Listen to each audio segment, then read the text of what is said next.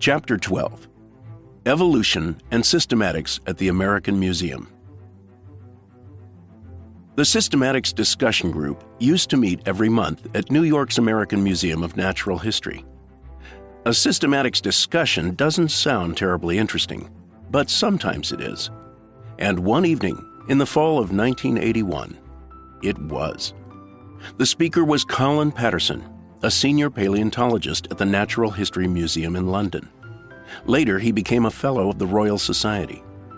He was invited to the American Museum by Don E. Rosen, who had recently been chairman of the ichthyology department there. Both were strongly supported by Gareth Nelson, himself later a chairman of ichthyology. Another supporter was Norman Platnick, an entomologist at the American Museum and one of the world's foremost experts on spiders. Patterson's talk created a huge controversy. For that reason, the written version of his speech was published in 2002 by the Lewontin, which is the version quoted here.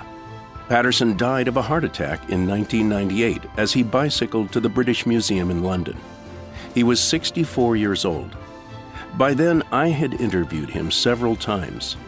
Philip Johnson, the godfather of what later became the intelligent design movement, also interviewed Patterson in London in 1988. First, an overview. Systematics is the study of the relationships between organisms. It is not quite the same thing as taxonomy, which identifies and names the various species and groups. According to the book of Genesis, naming the animals was a task first assigned to Adam. God brought him the species to see what he would call them, and whatsoever Adam called every living creature, that was the name thereof. Genesis notwithstanding, Patterson's views had nothing to do with the Bible or religious faith. He told me that he was an atheist, and once referred to the belief system underlying the Church of England as a pack of lies. Discerning the difference between varieties, species, and families as a preliminary to naming them is a difficult exercise, so Adam had his work cut out for him. But determining the relationships between these groups is even more difficult. Since Darwin's time, it has usually resolved itself into a search for ancestors. But Patterson, Nelson, Platnick, and others concluded that, in the absence of birth records and the like, ancestry is not something that can be determined. The concept of ancestry is not accessible by the tools that we have, Patterson once said. People can get together for a family reunion on the basis of family records or immediate recollections. But in nature, there are no such records or memories. There are only fossils. In his book Human Diversity, 1982, Harvard's Richard Lewontin lent support to this idea. Despite the excited and optimistic claims that have been made by some paleontologists, he wrote, no fossil hominid species can be established as our direct ancestor. When I discussed this with Lewontin, he brought up a little noted contradiction in the search for ancestors. If it is different enough from humans to be interesting, then you don't know whether it's an ancestor or not, he said. If it's similar enough to be human, then it's not interesting. His argument, of course, applies to all fossils, not just hominids. Systematics and cladistics. Colin Patterson, Gary Nelson, and others belong to a group of systematists called cladists. True to form, cladists are themselves divided into different groups. The group we are interested in, sometimes called transformed cladists, dispense with all assumptions about ancestry. They say that ancestry, and therefore phylogeny, cannot be determined until we first identify the characters of each group. So they study them without asking which came first. An analogy might be to say that it makes no sense to ask whether one word should precede another in an alphabetical dictionary until we know exactly how both words are spelled. The founding father of what became known as cladistics was Willy Hennig, 1913 to 1976, an entomologist who lived in East Germany. His best-known work, Phylogenetic Systematics, was reprinted by the University of Illinois in 1966. It's a difficult book with a lot of technical terms, most of which I shall try to avoid. Cladists study patterns. They use a criterion of parsimony to decide which traits deserve more weight than others. It's not difficult to appreciate that all this quickly becomes complicated. At times, Patterson's talk reflected that complexity, but I shall try to avoid the difficulties.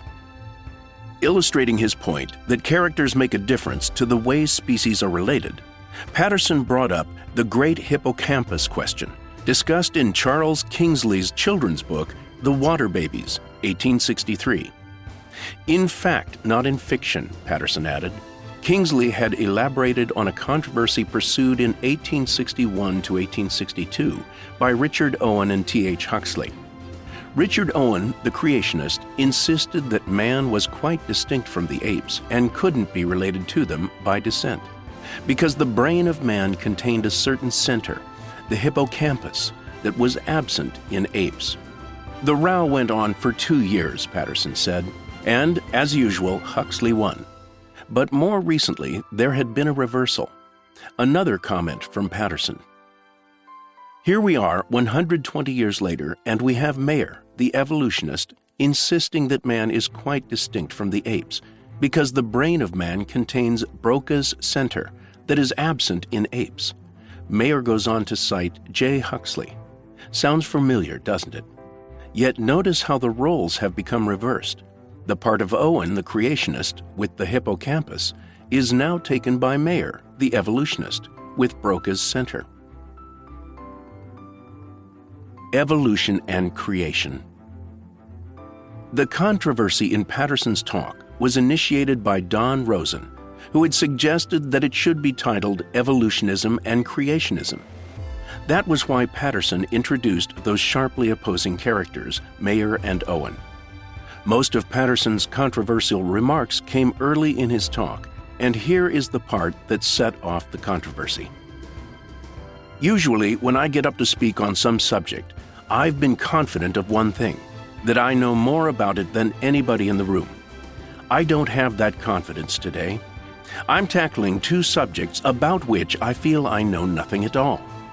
One of the reasons I started taking a non-evolutionary view was my sudden realization that after working, as I thought, on evolution for 20 years, that I knew nothing whatever about it. It was quite a shock to learn that one could be so misled for so long.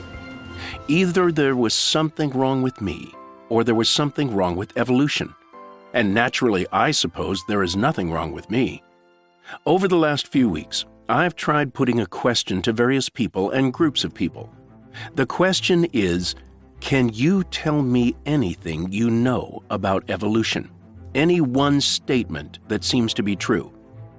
I tried that question on the geology staff in the Field Museum of Natural History and got no answer. I tried it on the members of the Evolutionary Morphology Seminar in the University of Chicago. After a long silence, one person said, "I know it ought not to be taught in high school. I wonder if anyone here has a better answer." The only other answer I've got from anyone, and I've had this from several people, like Ken Campbell and Jim Hobson, is convergence is rampant. It's everywhere. I'll come to convergence later, but the level of knowledge about evolution is pretty low. We know it ought not to be taught in high school, and that's about all. What about creationism? I suppose we know the same fact about it, that it ought not to be taught in high school, and that's about the lot. I'm not interested in the controversy over high school teaching, and if any militant creationists have come here looking for political ammunition, I hope they will be disappointed. Patterson added that this was the systematics discussion group, so he would try to concentrate on that. Then he brought up Neil Gillespie's book, Charles Darwin and the Problem of Creation, 1979, which would provide the text for his talk. Gillespie's book tried to account for the amount of space that Darwin gave in The Origin to combating the creationist argument. Darwin was trying to substitute a view of the world in which there was no need for final causes and no room for them. a view of the world in which there was no purpose in nature. Patterson added that Gillespie took it for granted that Darwin and his disciples had succeeded in this task.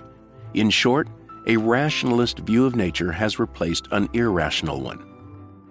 I myself took that view for granted until about 18 months ago, Patterson went on. He continued as follows. I woke up and realized that all my life I had been duped into thinking of evolution as revealed truth.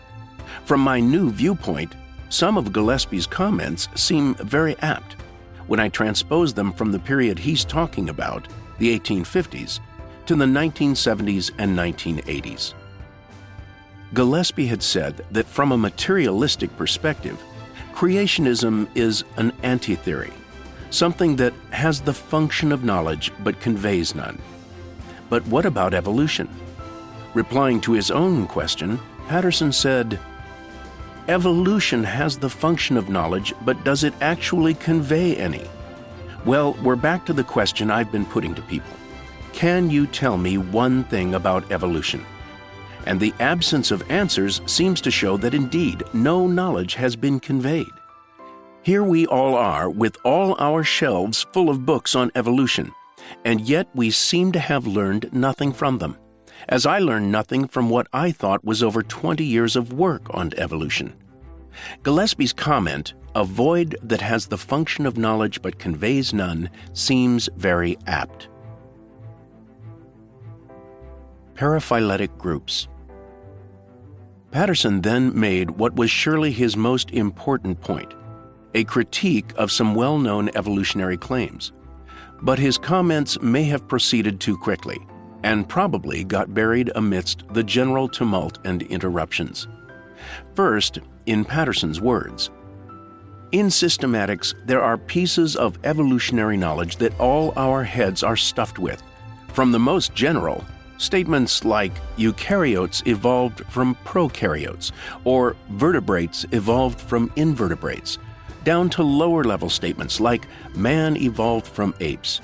I imagine that by now you all appreciate that such statements exactly fit Gillespie's description, voids that have the function of knowledge but convey none."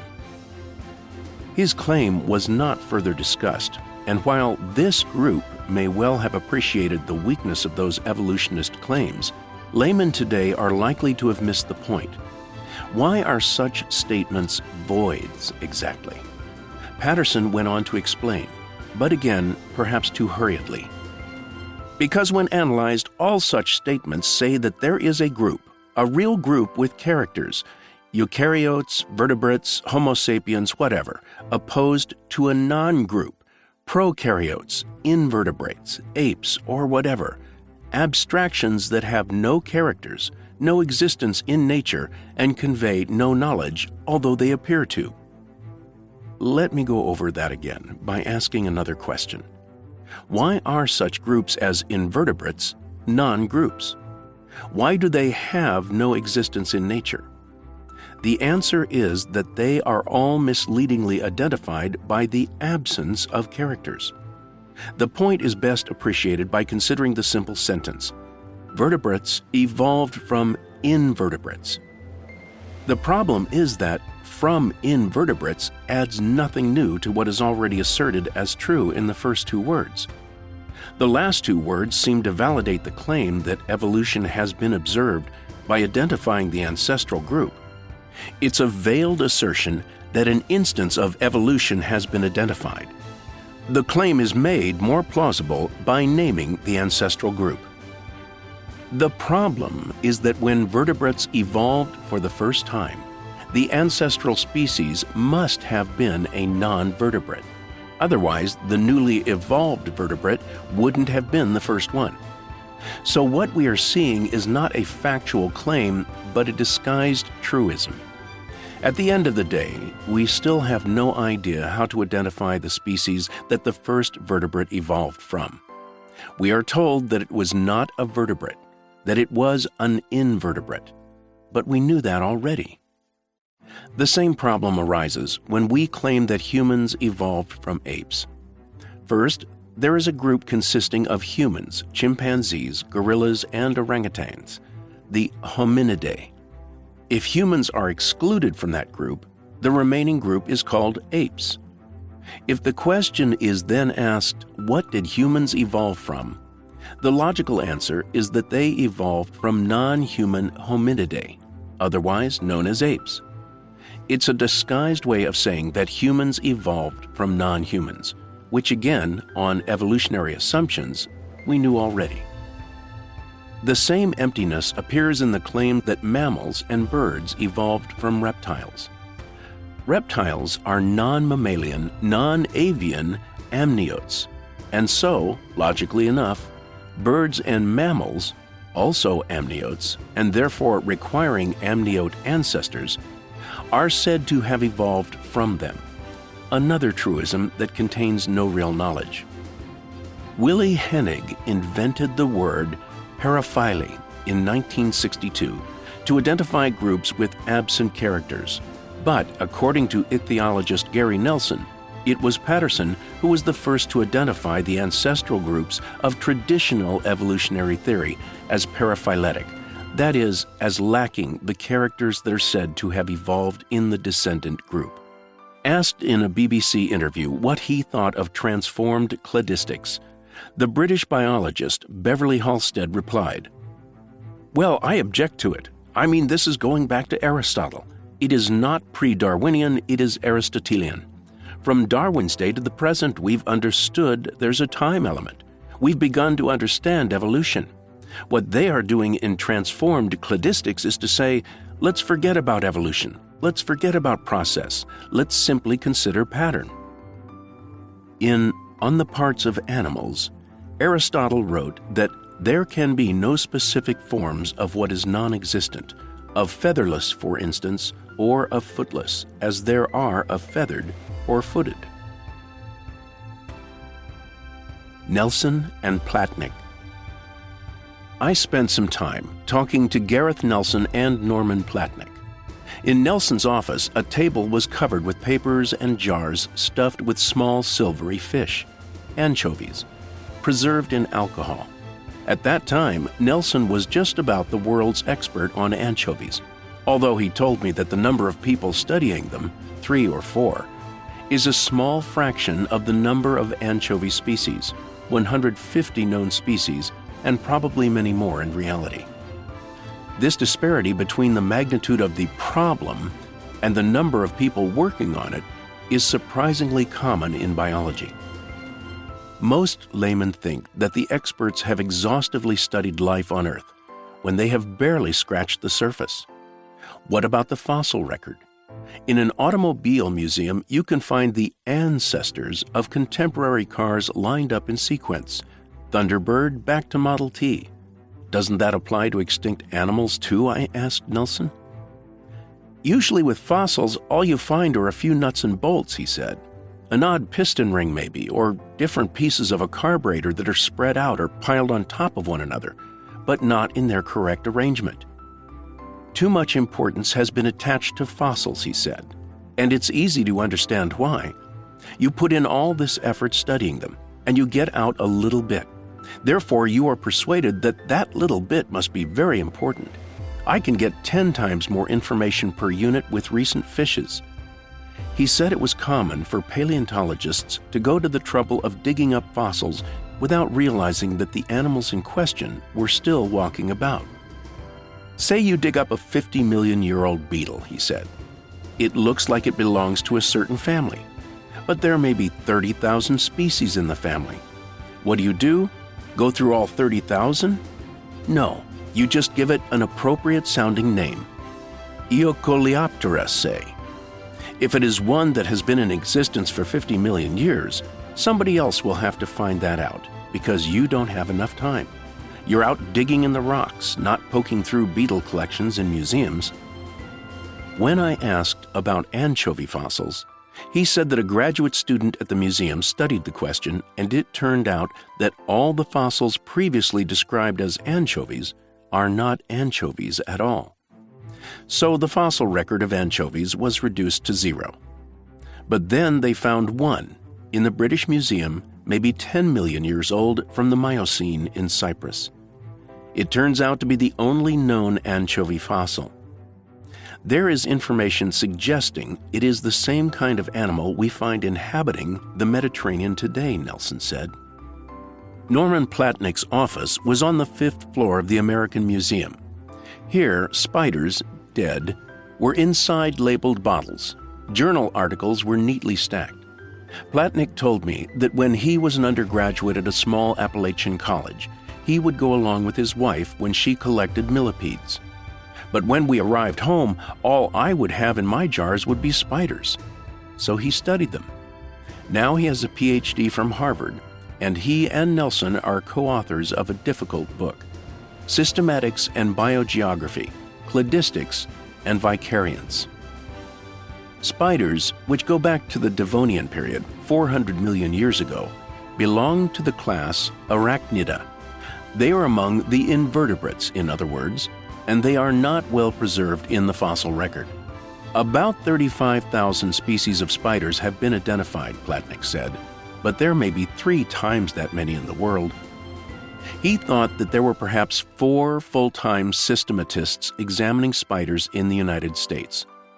The American Arachnological Society had 475 members worldwide, some of them amateurs.